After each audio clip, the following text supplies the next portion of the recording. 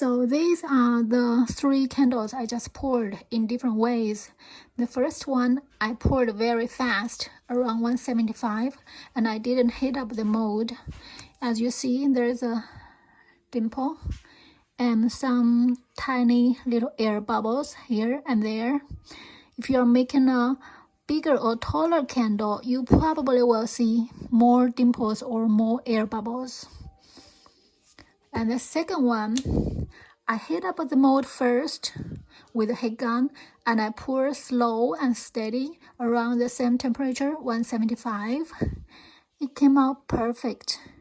No dimples, no air bubbles. Beautiful. And the third one, there are lots of lines, you see.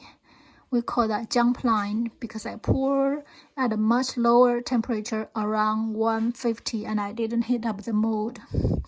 So if you have jump lines, it means the temperature you pour is too low.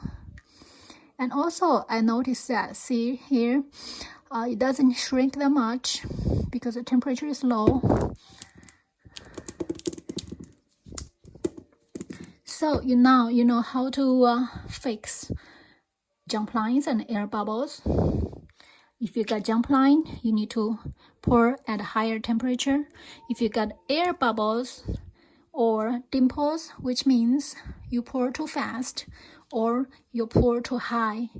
So you will just need to pour at the right temperature, heat up the mold, and pour slow and steady.